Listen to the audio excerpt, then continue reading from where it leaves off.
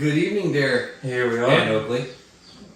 It's Season 3, Episode 2 of the Beyond the Curve DMX podcast. We had our first round. And what's really crazy is we said we were going to do this earlier, and I woke up and went, oh my goodness, it's already Thursday. Yeah, we're a little behind. That's all right. It's okay. We're going to do a quick preview. We got youth on our side, so we're good to go. But first round, man. First round went. First round was. Let's go youth. What did you think of the first round? I think it was good. Okay. I don't know. What about it? What made it good? I think it was wild. Yeah. Unexpected. How Let's Chase put it that won. way. Chase won. But what do you think of, like, the heat races had something, the last chance qualifiers had something, the main, everything. I thought, I was kind of worried with the track kind of crossing over itself almost 5 times that it might not race well, but it raced. Yeah. You know what I thought? It made it tight. I mean, It made it everything really was tight. It was hard to pass anywhere. Which was old school. I were sitting there watching it, and I looked at Michelle and I went, you know, you gotta go inside on someone to make a pass. You gotta. Yeah. You're gonna do a little rubbing and racing here. Yeah, there was no. I didn't really see any clean passing sections. There was that right-hander. It was a 90-degree, and guys could get kind of on the inside and pass guys before they would roll up onto that, whatever they're calling that, step on. If you wanted to pass, you had to be more committed than the next guy. Yeah. That's all it came down to. So I thought the track. I didn't know how it was going to race, and then it turned into be a good racetrack. Mm-hmm. And apparently it caused some guys some problems. Yeah, more problems than I expected to see. So we started with the heats, and we jump out, and we first 250 heat of the season. Danger Boy Deegan gets his first win of the season. Yeah, and he looked good too. Mm-hmm. And it kind of drove me nuts seeing it. I was hoping he'd come out and it just wouldn't work, you know. Just all the drama he's been stirring up, but he proved me wrong, proved everybody wrong. But that was a smooth heat. Now I didn't get to watch race day live. Did you guys watch race day Yeah, we live? watched it. I guess he and Julian were going back and forth in on the qualifying. Yeah. And Julian was the fastest. Yeah. And Julian looked good. Like that was my, after watching the race day live, I'm like, I think Julian, he looks so much better than Deegan. I mean, it was a split second difference, but he looks so much better than Deegan. I mean, Deegan was doing his normal hucking it around, but I really had Julian to win. But, I mean, he's close. What did you think about race day live? After seeing everybody, I mean, we took what? How many weeks they get off? Oh, they've had 2 months. Yeah. Let's just say we get 2 months off. You get to see everybody come back. What'd you see? I forgot about the 450 qualifying. Yeah. 250s, like you said, I think Juju was riding pretty good. Out of the whole pack, he looked Who the else best. was? Somebody else looked really good in qualifying in the 250 side of it. Joe? Ryder DiFrancesco looked like he had a good qualifying. It might have been Ryder D. I can't remember. I know he's put on weight, which is really funny. They talked a lot about They that. were talking about him putting on weight and Eli Tomac taking off weight. Yeah. And I'm like, isn't that funny how two guys at opposite ends of their career, one trying to muscle up and the other one trying to lose it. to lose a little bit. Yeah. But no, I thought the race day live, the qualifying, seeing that Julian comes out and gets the first qualifier off the first race, that takes a little feather out of the Hayden Deegan cap right away. Yeah. What's this HS? Do you see that? Yeah. Garrett Marchbanks and Jorge Prado. I'm getting off topic here, but Whole shot. yes. I'm Whole like, shot. why is it? Whole shot. Which is, yeah, you're right. but- you're right. First of all, Because Jorge Prado makes sense. Garrett Marchbanks does not make sense. No. But diving into the heat races, you had Deegan gets the heat win. Second qualifier wins the heat. Then Julian Bomeri Yeah. goes out and like, I mean, it was 1 and 2 in qualifying, and that's kind of what put it together for him. Like, I think he can do it. yeah, it actually is real. It's not. Yeah. It wasn't a flash in the pan. Yeah. I will say we're going to talk about race results. I liked last year with Triumph with the Renan gear. Yeah. It was clean. It's going to take a while to get used to the FXR because the FXR is a little more commercial. It's flashy. Yeah. Yeah. Jordan Smith was watching him in qualifying, and I honestly didn't have high hopes. I'm like, I don't. He seemed like he's comfortable on the bike, which is good, but I was shocked to hear him say that he is positive the Triumph bike is faster than.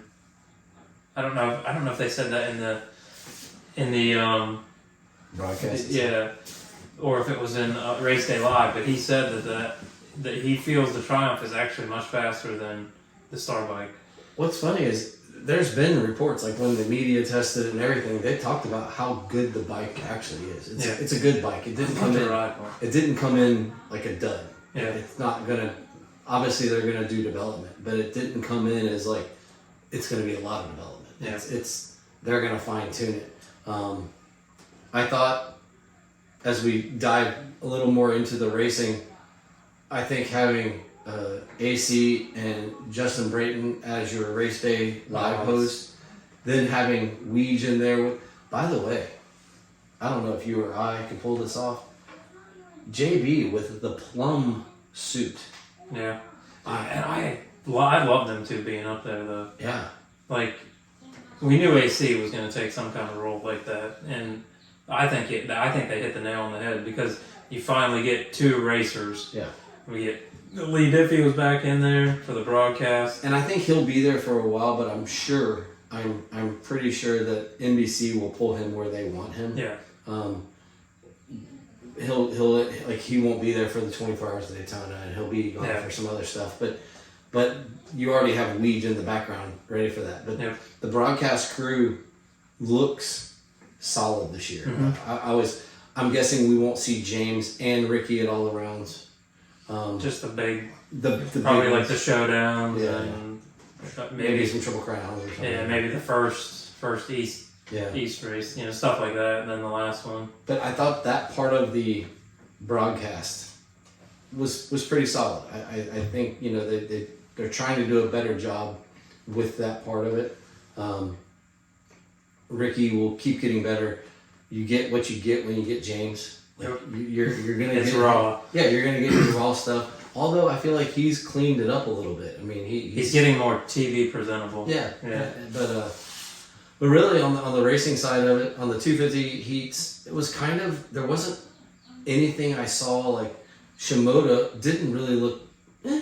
He didn't look bad, but he didn't look spectacular. I didn't expect him to win. No. Throwing that out there, he looked like he would any other time. Yeah. Any starting other season. Yeah. Yep. The couple of the shock, no pun intended. Cody Shock, was that a 1 year wonder? And last week you and I talked about Cole Davies and Avery Long.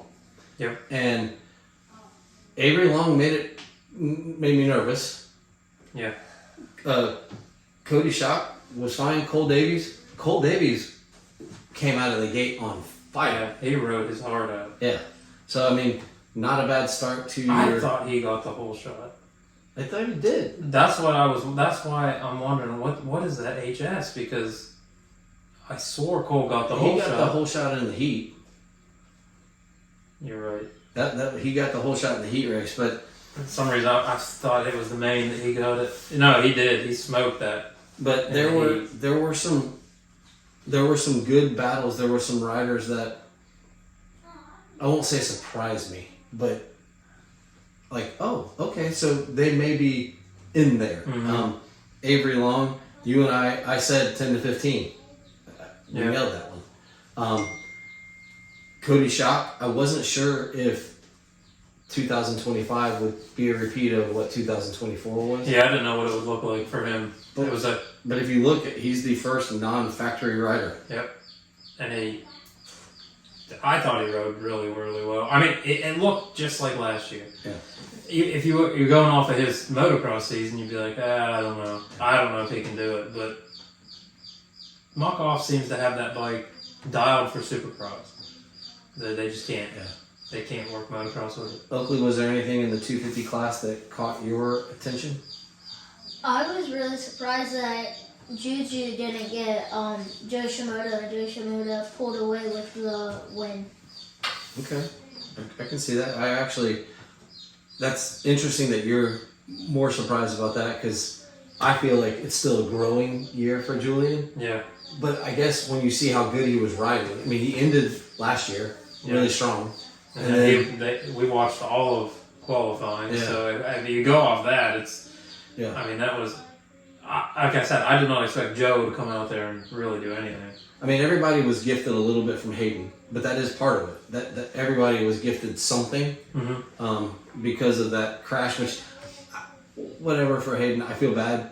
But the one thing I took away was he crashed. Like, I was so thankful he didn't say, DiFrancesco has something coming for him, because literally it's the start of the first two jumps. That's what I was waiting for. I was waiting for it. Yep. But then he crashed, and here's the part where I felt bad, is like, he crashed.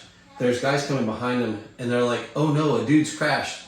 Oh no, we're crashing too. Because it was like this delayed reaction of these other guys crashing behind him, and you're like, there's nowhere for them to go. No, and that was one of the other things about that track being so tight. Like, one guy goes down, a bike was more than likely hitting them, or getting hung up on them somewhere.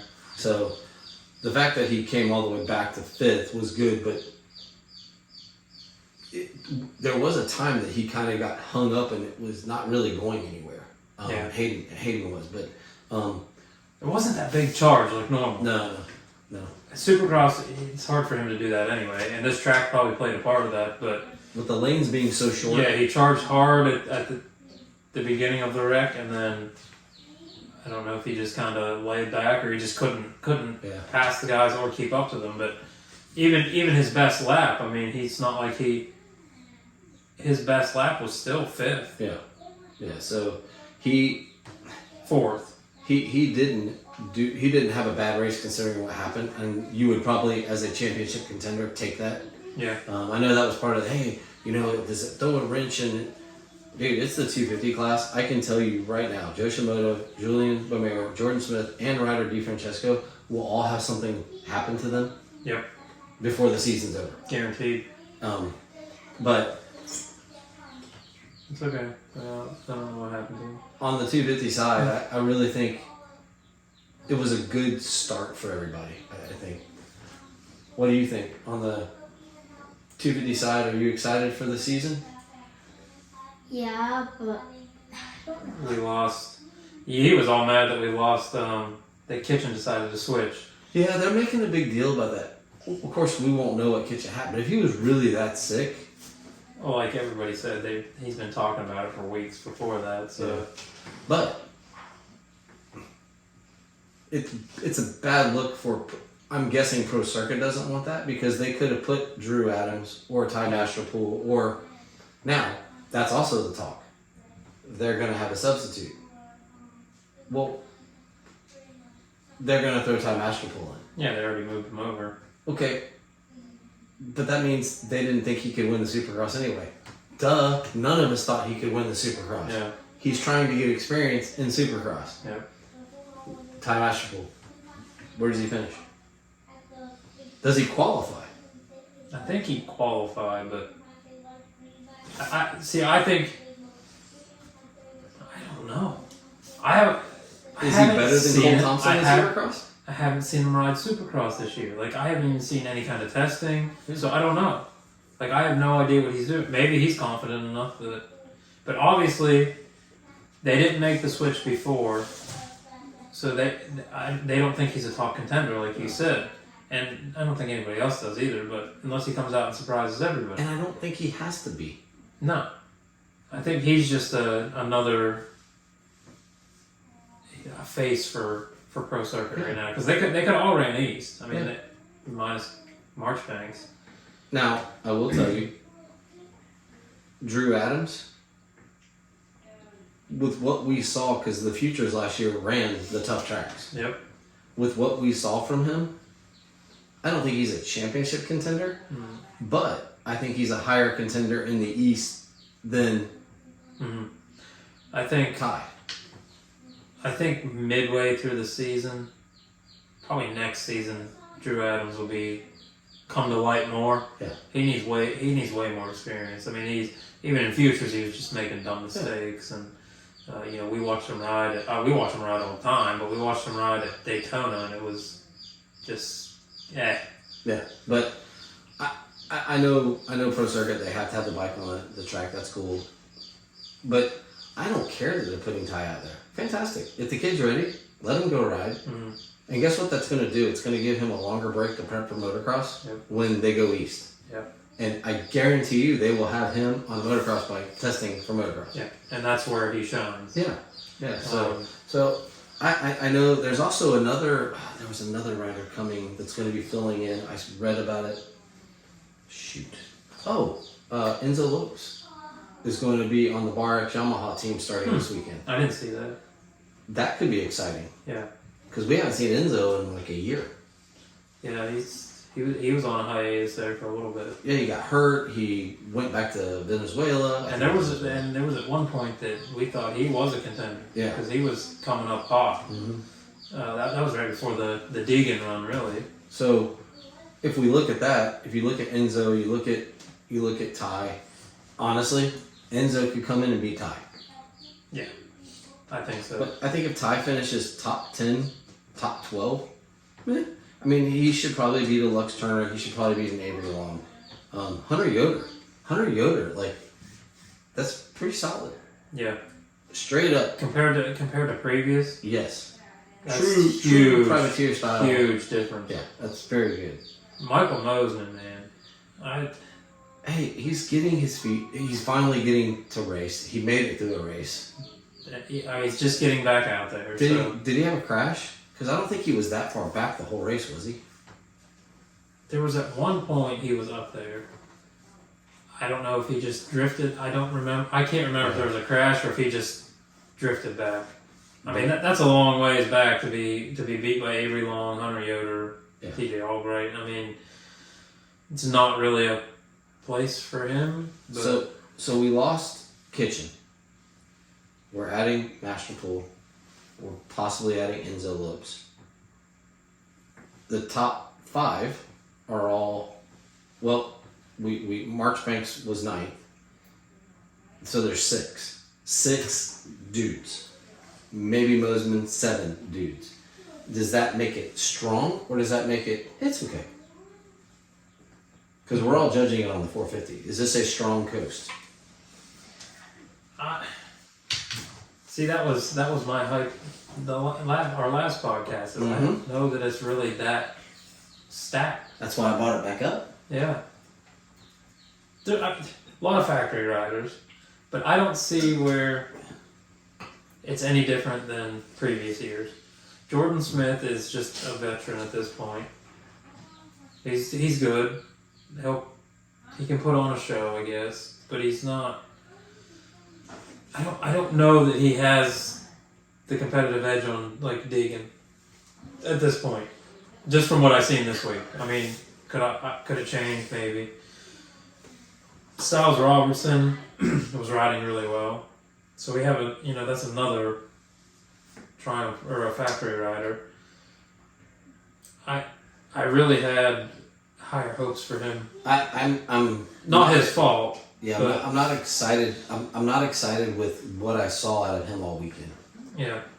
Actually, I was trying to figure out who's the other Triumph rider. It took me forever to figure out. And Michelle even said, she's like, why is his number so low? I'm like, he hasn't raced. Yeah, that's all it was. He fell back down the board. Yeah. But he had to be qualifying. That he looked really good. I don't think he was real high up on the board, but he was smooth, he was consistent, and he was riding a lot smoother than some of the big guys. Yeah. So I honestly expected him to come out and ride better, but I mean he had some problems. So is Swole going to be ready for the East Coast? I know he had the Achilles problem. I don't know. Because does that mean Triumph goes out and finds someone else? Because I was thinking, dadgum, man, Swole and, oh my God, what's his name? Joey Savachi. No, not that. Who are you? The new guy from Cowie. Yep, a brain fade. He's married to a monster chick. He Why am I saying Joey Savachi? He's out riding a Honda now. Yeah, that's not even what I'm thinking. Yep. Oh my god. Austin Faulkner. Austin, wow. But Austin Faulkner, I was thinking, man, swollen Faulkner on the East Coast, it's pretty solid. Yeah. Because like you look at this coast, Jordan is 1. I thought Styles Robertson might be 1C. That's not 1C. No. I think the East is much more stacked than the West, and they were saying. Well, if Kitchen now, that adds another rider. Yeah, I think the show is going to be on the East. Question: if Swole's not ready, does Triumph, because they don't have a title, they don't have.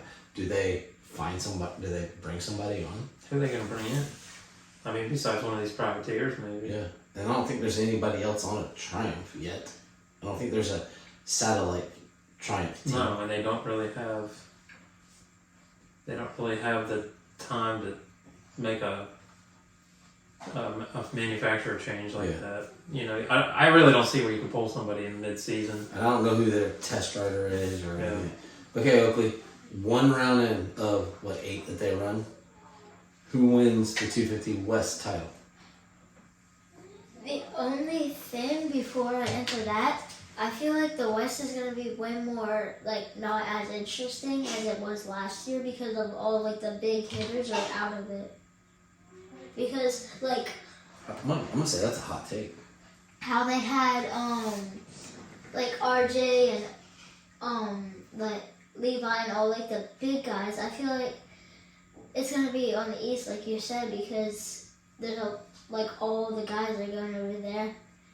So you don't consider Hayden and Joe and Julian and Jordan big hitters? Well, them are big hitters, but there's not really many of them like there was last year. Okay, all right. I mean, I'm gonna go with hot take on that one. Yes. I don't know. What do you think, Dad? I mean, I think there's still some heavy hitters, but I do think had they all come back, and I think that's what he's getting to. Had they all come back, RJ. Yeah.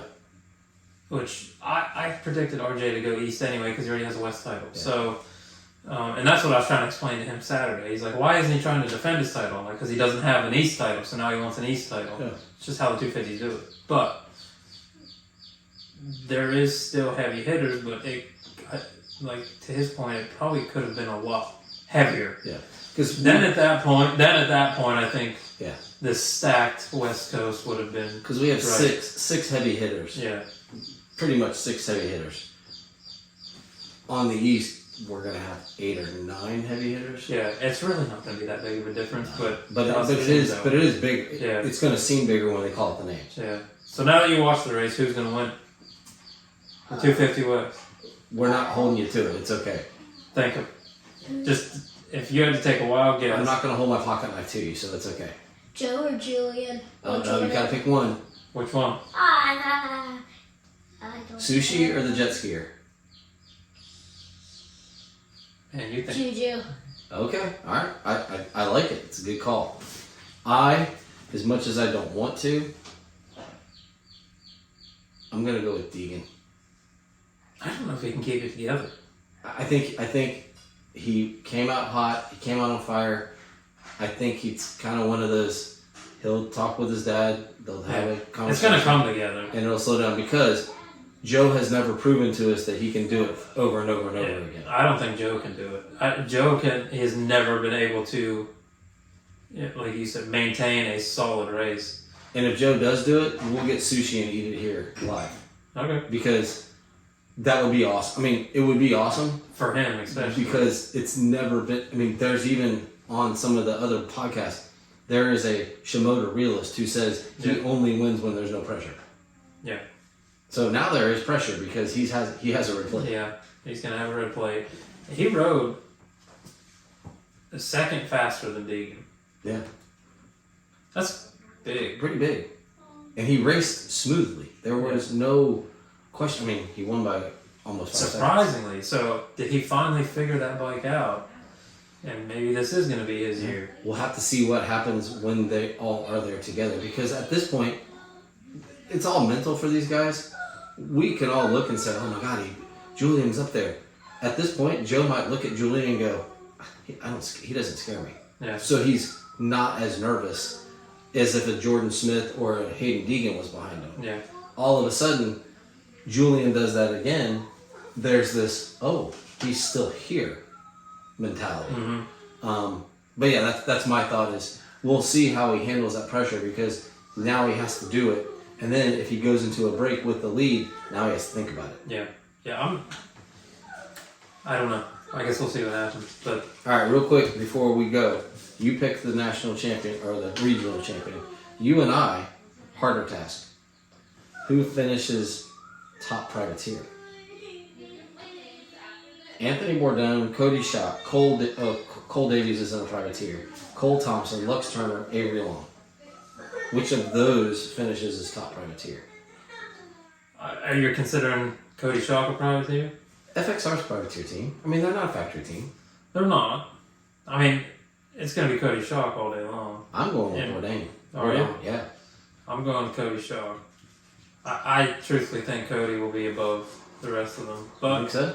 Yeah. Okay. I mean, he had some good races last year, but Bourdon came over last year from nothing. and he's And already proven. And he's already doing Yeah. it. So, and I can't argue with you, because I think Cody Schott is awesome, and the kid went to college. Like, he went to college. Yeah. And like, didn't even know he was going to be doing this. Mhm. And kind of took a chance on himself, went to club, rode for free, and now has a 3-year contract. I mean, it's cool. Like, it's a cool story. Bourdon is living his best life, and he's just having fun. Yeah. So, 250s. Anything else on the 250s? How you talked about, how last year Deegan, when Cody Schott had his broken collarbone, what race was it that he, It doesn't matter. how Cody almost knocked Deegan over on the last corner to the finish? Yeah.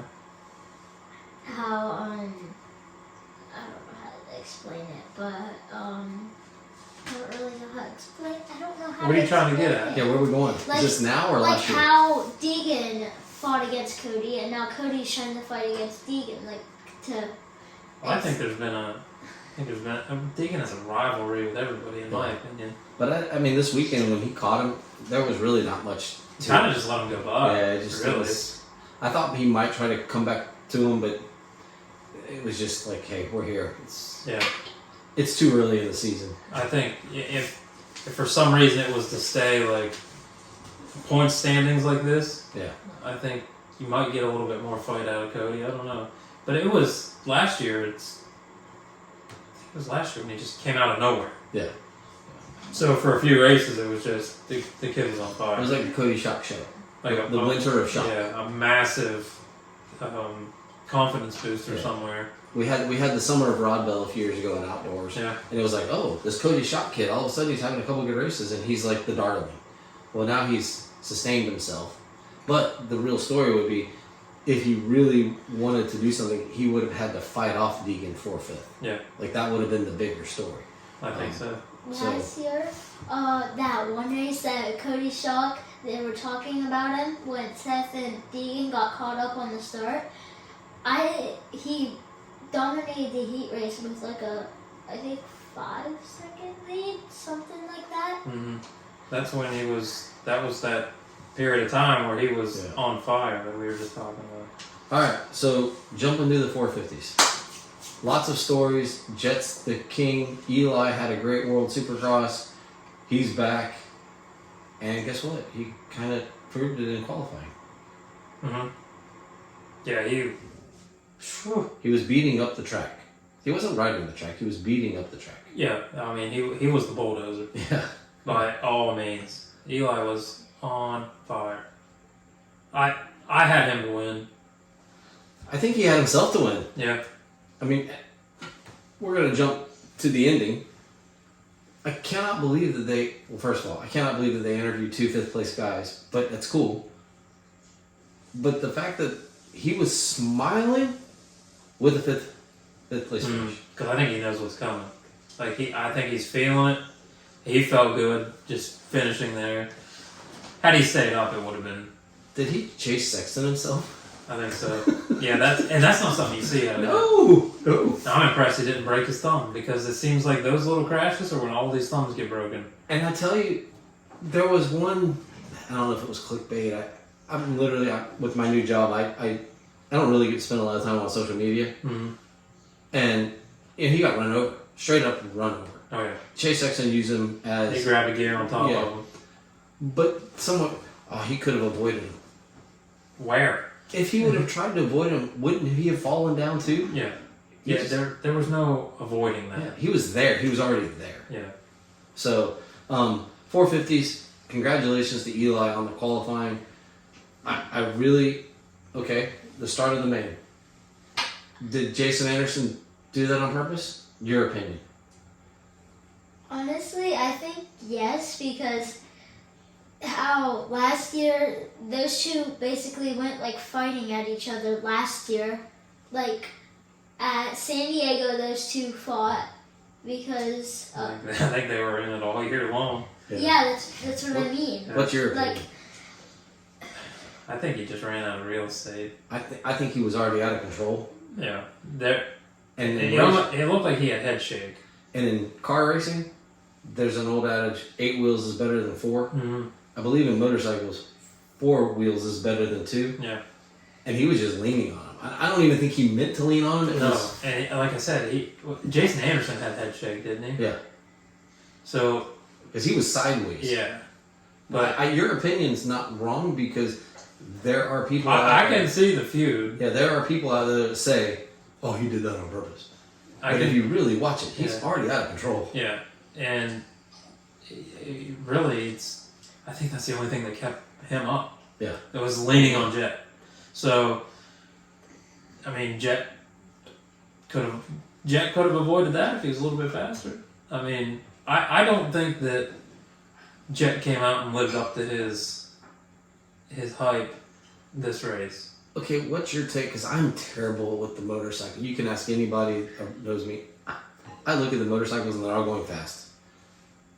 There's some that say the front end was too stiff. It looks twitchy. He did crash a couple times and maybe he was pressing.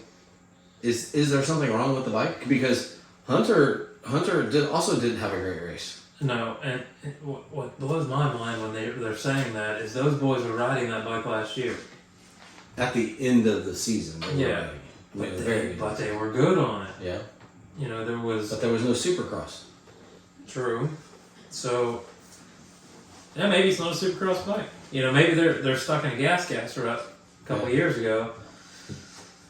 I don't know. But they're not jogging with that bike. That's definitely... I agree with that. Because it wasn't wet. It did its typical California. The moisture came up. The track was fine. They looked uncomfortable, Yeah. both of them. So, but Joe, I mean, maybe it's a good fit for Joe. But the 250 is a different beast. Mm-hmm. I mean, that inertia, that mass. Heard they supposedly shortened the Honda a little bit. So Yeah, I don't know what all changes they made. 450 though. There's definitely some comfortability issues for sure. I guess I need another week to see if they get something figured out. How Chase said on the podium, he's starting to feel like himself. I think it's gonna be another year of Eli and Chase, like 2023, how they were battling. I think he's finally got that KTM figured out. yeah, You know, they battled all those issues last year, and just looking at him in test tracks and all that. yeah. So I feel like they gave the disease to Honda. I didn't like the gear, but he did ride good. Yeah. And my wife says, "Dadgummit, Chase," because you know She wants to hate him. he is one of the nicest guys, and she's just like, "Dadgum." Ken Roxon looked good in the heat. I think it was awesome of Fox, so subtle with the German tones. His whole outfit was German. Yeah. I just think that's so cool with the Suzuki. He looked good. He looked good all day long. I agree. And it seems like the beginning of the season is always the Roxon show. Yeah. But they didn't They showed him, but it Right. wasn't like a. It wasn't like a. It was no focal point, in my opinion. I think he should have had a little bit more light because. Because he had a good day, just a good overall day. And if it stays like that, I mean. Yeah. He might be. But can he sustain? That's been the problem. That's what I mean. If it stays like that, He can't. He. And I don't think it's his fault. I think whatever happened to him with some of his ailments and the bacteria that got in, I just don't think it's his fault. I think when he's on, he's on. Yeah. And when he's not, he manages. He's hard to beat when he's on. But with the fact, the last time we really remember talking about him was when his bike self-exploded. Yeah. In the whoops. We were there to watch it. And he went, for a ride. Yep. And he was hurt, but he looks good. Yeah. But that race he was on. Yeah. Going back to Chase for a second, how the one thing he's got to figure out on the KTM is the stalling, because he stalled it. He did stall it again. He brought that up to me when they were racing. And he's like, he just stalled that bike again. Yeah. I'm like, I don't know what his issue is with that. Bubba put it, I've never even thought about it, but it makes a lot of sense. When the bike has traction and you hit the brake, you kind of skid or whatever. Yeah. If that back wheel's off the ground and you hit the brake, it just locks. Yeah. And down. if that's what happens, if that's what's happening, if there's just a little bit of rebound and it's... Yeah, because he does keep his ass end up quite a bit. Yeah, so if that was it, that's one of those where Bubba, he studies that stuff. So does DB. Yeah. Both of them are so intricate in their study of how the bike see it. Yes. Yeah. And I'm like, oh, he stalled the bike. And then Bubba talks about it, and you're like, Yeah. oh. I never even looked at it because he is his back end does bounce around a lot, so that makes sense. Jason Anderson, a quiet third. Yeah. A quiet third. Well, it wasn't so quiet at the beginning, though. No, but that's when all the drama got started. But I honestly, I mean, if you think about him going to third, he wasn't in a great position after all that debacle. No. And to ride yourself into third Yeah. is good. I mean, yes, he got a gift from Eli, so that moved him up another spot. But when all that was happening with Jet, they were not in the front of the pack anyway. No. That start though Was tight. Yeah. Let's talk about that because the 40 or 22 bike shouldn't have fit in that to begin with. Well, not only was it a tight start, it was a split start. Yeah. With a short start, you got guys coming from an extra 12 feet away. And we talked about how I like split starts, but that was a short start. After actually seeing it, the track map it looked cool. Yeah. But that was way too tight to be doing that. It was way too tight. 15 bikes would have been comfortable in that track. 22 was. Yeah. I think they used too much real estate when they built the track, and did not take that into consideration at all. And I think it's great, but there definitely was that outside gate when you were on looking at the TV. If you were on the left side, you were 12 feet away further. Yeah. Than you normally would be, coming at an odd angle. They're all going to meet. I don't think any of the factory bikes could have pulled a whole shot from there. No. That's usually the thing if you're going. By the way, we got to talk. The LCQ. No, yeah. Good Lord. I mean, can you imagine being a privateer and you're like, oh, Malcolm's here. Oh, Nichols is here. Oh, who else? There was another one. Dylan Ferrandis is here. Oh, I'm going home. Yeah. I'm a privateer, I'm going home. Sweet. But, good Lord. But then, Colt Nichols, no go. Dylan Ferrandis, no go. I mean, Malcolm was the only one that made it in, and he still got fourth. Yeah. Wait, yeah, fourth. Yeah. No, he didn't finish fourth. He got second. He got second? Yeah, he got second, but he rode I thought he got fourth. in the fourth and third for most of the race. Can you imagine, okay, this is what it looks like. This is what this is going to look like this year. Yeah. I mean, we talked about Ferrandis last week being the first non-factory guy. And we also said that, we got, what did we go down through? 14th. 15th or 14th or 15th was all top guys. I kind of see why Malcolm stayed in third and fourth the whole race, because his crash is way more wilder than He might have been hurting. Dylan but Ferrandis. he should have pulled that start and ran away with it. But the fact that he finished 10th in the main, that's not bad for what he went through to get there. Because I'm thinking he hit his either chest or his face on. I don't know. He bounced. Yeah, and that was solid. it was not good. I wasn't sure he was getting back up. But I mean, Kyle Chisholm goes straight in. Justin Hill. I told you. You told me, and guess what? I picked Justin Hill, and he got me 50 points because, he looked good. And I think it's going to stay that way. You know who I did pick that did not do good for me? No. Cole Nichols. Oof. Yeah, he was. That was. We're gonna have a divorce of fantasy playing. Yeah, that wasn't so great. No. And I think I said that last week because I don't know. I don't see the what's the term, the kid, he doesn't have that dog in him. No, it's like he's just there for a job. Yeah.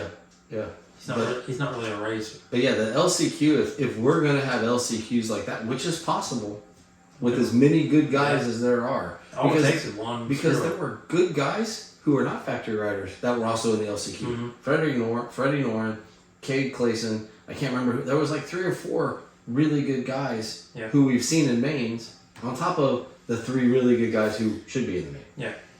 So, I mean, I'm thinking if we're going to build tracks like this, then we're going to have a lot more of that LCQs because those one little screw up and that's where they're at. Yeah. So because you're not making it back up. No, because the second you fall, if it's going to stay tight like this, it's not going to be tight in like Daytona and things like that. But if it's going to stay tight and we're going to build more track, then I think I don't see where you can come back up from even laying it over. I don't see where you can even come back. Yeah. But Jason Anderson got third, Cooper Webb 4th. Kind of good night, but he and Eli Tomac both, I mean, they didn't lose anything. No. Justin Barsha, he was holding up Eli Tomac and who else? Who else was there? There was 3 of them, and no one wanted to get by Justin. Like no one wanted. It's crazy to have that kind of. You've emoted that to the point that Eli Tomac doesn't want to go around you. Yeah. Because maybe Eli could have gotten to 4th, but they spent so much time behind Justin. That was a ridiculous amount of time. God, it was nuts. I was like, dude, pass him! Like you're faster than pass him. And that's where the passing on that track came to my mind is if Eli can't get around him, besides he's made a name for himself and was he already went down once, but if Eli can't get around somebody like Barsha, then I don't think that passing was even possible on that track. So I don't know. I hope we get a little more stretched out in San Diego here. Yeah, that's a tighter floor anyway, and they still have the crossovers and excuse me, but looking at that track, it looks a little better. Maybe they're trying some different things this year. Still a cool track. Yeah. Like I love the track the way it was, but it was just tight. Justin Cooper did what Justin Cooper does. He started up front and got to 7th. Mm-hmm. Justin Hill is the story. Like I heard, you told me that he's been riding well. Other people have been riding well. Yeah. On Twitter on Saturday, X, whatever we call it, people were like, "Dude, he looks legit," and he made it all the way through. Yeah. But that track also rewarded creativity. Yeah. And smoothness, which Justin Hill I think has. the custom lines were the winning lines in that race. Aaron Plessinger. Feel bad for him. He had a great last year. Yeah. But isn't he kind of... I mean, you look at those names, the only name that he possibly could do better than expected is Justin Hill. Yeah. I listened to an interview with him this week, and he's like, man, when I feel good, I feel good. When I don't, it doesn't work. He's like, my goal is to win this year, but, I just... Like Detroit, a couple years ago was last year. He's like, that's when, if I could have that feeling all the time, I know I could be up top. He's slow. Yeah, but what are you doing? What are you doing different when you're in that mindset? Yeah. Why is somebody, especially Old Baker, why is he not digging into when you feel that way, what are we doing different on the bike? Like, Yeah, it's. how I don't know. How do we unlock it all the time? Because if you can unlock an AP like that all the time, I think we have a whole new rider. Yeah, because he's a fan favorite. Oh yeah, It grows the sport. It's going to bring in. and he's always going to be a factory rider because of that. Yeah, Malcolm did what Malcolm does. I don't. I know that we all want Malcolm to do better, but isn't Malcolm where Malcolm is? Yeah, I don't see. I mean, he might pop a 7th one time, but 10th is Yeah. where he kind of finished. Do you ever see a win out of Malcolm? No. Yeah, he's been what? What was his best? Third that 4th, I thought. 3rd or 4th. Fourth. he podium. Fourth and Didn't he podium last year? I don't think so. It We was gotta look into that. I'm he pretty sure. he got fourth or third in motocross. Was Maybe his best. I'm just thinking heats. I mean, he's won heats, but Yeah. when it comes to mains, I swear podium. But work, it doesn't matter. We'll sidebar that one. We'll figure that out. Hunter Lawrence, Jet Lawrence, Honda. I'm guessing there's probably some meetings Sunday with Honda. I bet there was quite the talk in the rig Yeah. after that name. Yeah. What do you think of the Lawrence boys? Honestly, I thought Jet would make it up to like close. I know the track was tight, but I feel like he could do way better than he did. Because Eli was dead last, way farther back than Jet. That's where I think comfortability comes into play, and that's And why. he Jet fell went twice. up. Yeah. He went up the whole way to fifth though. And Jet doesn't really fall. No. He's usually tall and lengthy enough that he can save it, especially on like a couple of his reps. He pretty much just laid it over. So I truthfully think there's a serious bike issue, and if that's going to be the case, then I don't know that they're going to get comfortable. Shane McElrath. Not bad. But what else do we expect? Yeah, I mean, everybody except for Justin Hill's a factory rider, and then you got Shane McElrath in 13th. Mm-hmm. Jorge Prado was doing well until Jorge Prado wasn't doing well. When he had his little huckabuck, but he was a rolling roadblock. He got tired, Oh yeah. which is weird to me that he got tired. He must have arm humped or something. Because, Yeah. Well, I mean, Supercross is a beast. yeah. You can. He's a 2-time MXGP champion. Yeah. The tracks are nasty. They are, but The it's intensity is also different. it's a different Yeah. beast. I mean, they even talked about that. They brought that up, like him being an MX champion over and over again. But nothing. You talk to some of these Supercross riders, and they're like, it's nothing compares. Well, he was going hammer and tong for a while, and I think it just kind of I think got hard. he pushed really too hard too Yeah. quick. Yeah. But I think obviously he's been training, but I don't think he's been training enough to push like that. Well, he's been training, but he hasn't ridden against these riders. Yeah, racing and practicing is two different things, and I don't think he's really had that kind of intensity. No, but he fell like a lead balloon. Yeah. Once he was falling back, and then when he fell, it was like, all right, we're just gonna ride this in. Mm-hmm. There's no more fight left in me. I'm done. Vince Freeze, Mitch Oldenburg. I really thought I was gonna get a little more out of Mitch Oldenburg. Yeah. I don't know though. I mean, look at the rest of the field. Yes, you're right. But could he not make it in the top 15? I don't see where he couldn't have beat Vince Parisi. But really, if you look on top of that, Jorge, yeah, probably, maybe. Maybe. Shane McElrath, maybe. But the rest of them, no. Yeah, I mean, if you look at Mitchell Harrison, Freddie Norman, Ryan Brees, Kyle Chisholm, Joey Savacci, the only one that Joey Savacci and Benny Bloss both could be higher. Yeah. I would put them in with the Mitchell Oldenburgs. But the rest of those guys, they're all really good. I mean, Joey Savacci ran a 15 place lap. Yeah. But did he go down? Is he one of the guys that went down? Yeah. And I don't know what happened to Bloss. And he looked good for where he's at. I think Joey could have done better if that wasn't the case. But he's still not a top 10 guy. No. Like, he's not at that level. No. But it's okay. The top 10's a different level. Yeah. They're like, I think I said last week, there's pro and then there's these guys. But if you look at this, even if we leave Justin Hill in, like we said last week, Jorge Prado, if he's ahead of McElrath, that's 13 guys. Mm-hmm. You're going to finish 14th and feel like you had the worst race of your life. Yeah. But look in front of you. I don't think we've ever seen competition like this. It's intense. It's intense all the way through. Yeah, last year and this year. And we have all of them healthy right now. But what's funny, we say it's intense, but look at the gaps. There's really not, I mean, Justin Barcia to Justin Cooper was 16 seconds.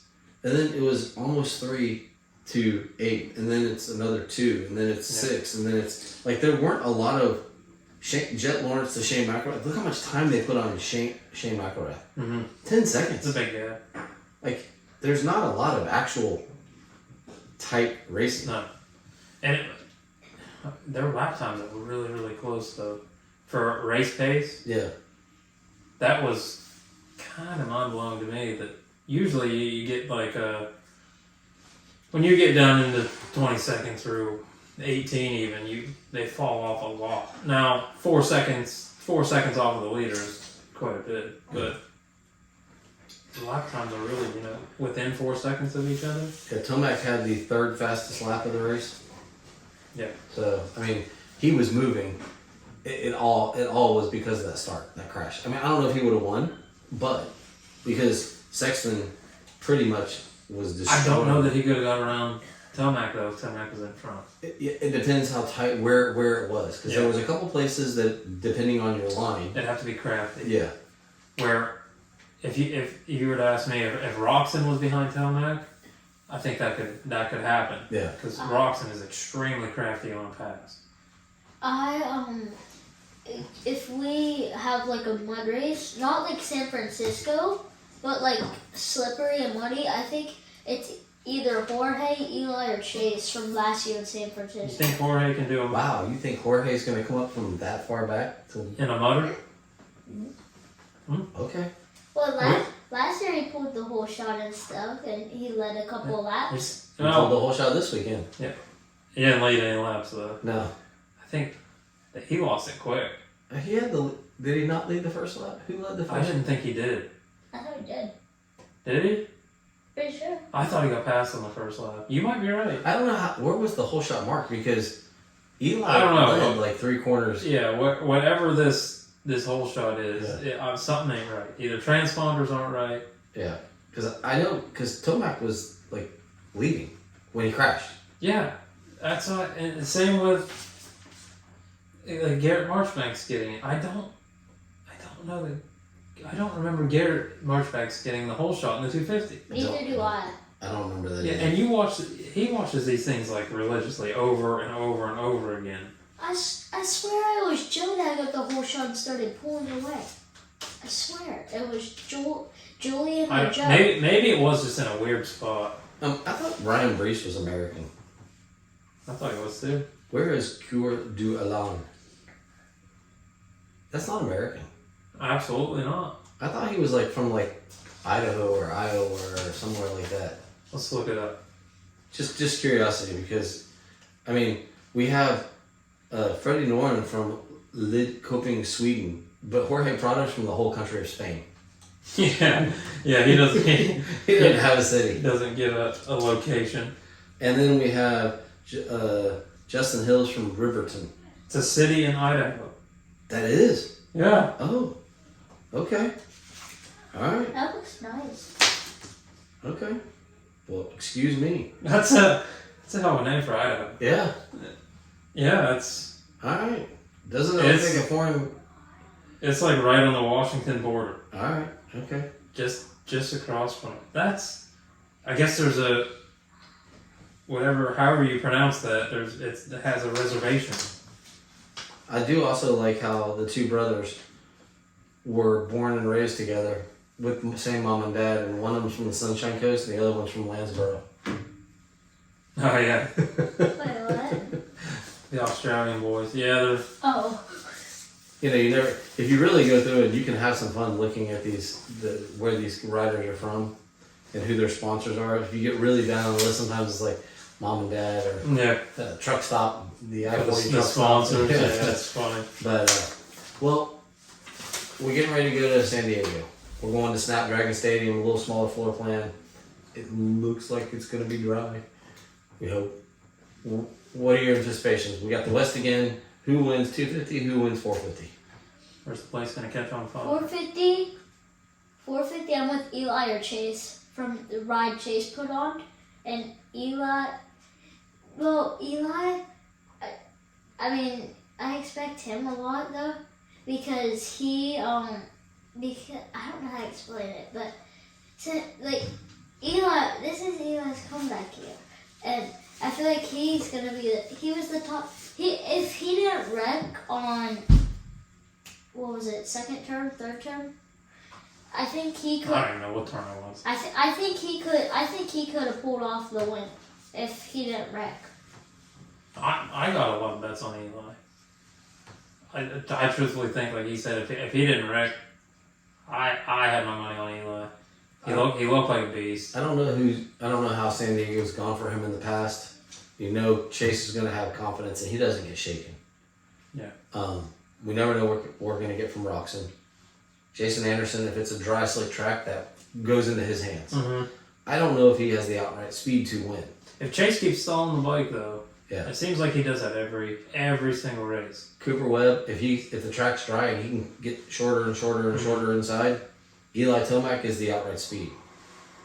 Those right there are the 5 guys that I think can possibly win. But then you have to add in Hunter and Jet. I If think they figure it out. Yeah, I think it's going to go off consistency. Yeah. But I guess if you put a gun to my head and said you have to pick somebody, I'm going to go Cooper Webb. I'm going to go Cooper Webb. I'm going to go Eli. I truthfully think Eli's got it. For A1, I put Eli Sexton's your top, guy. and I put Coop. I think I put Eli at the top. I made like 5 points this week. I put Coop on top on second. All right. 'Cause Cooper rode well. 250. Who wins? Oh no. You gotta pick. You gotta pick. If you're gonna sit in that chair, you gotta pick. I No getting up till you figure out, and it has to be correct. I'm gonna go Jordan Smith. I don't see it. I'm gonna go with Jordan Smith. I don't see Alright. that. So I said Cooper Webb and Jordan Smith. I don't see that either. Okay. I'm going to go Tomac, and I think I'm going to give this one to Deegan. I think he's just going to... I don't like Deegan. I don't. We don't have to like him. No, but Still. I do think there's a... Is he gonna lay the smack down? Yeah, he's just going to come out and throw a Holy God fit, and Juju. he's going to keep it all together this week. Okay, good. We had three different choices. Yeah. I like it. I think Deegan, though. I don't want it to be, but I think that's going to be the case. But I do think from here on out, there's going to be more and more mistakes. Okay. If Deegan wins, does Shimoda back it up and finish in the top 5?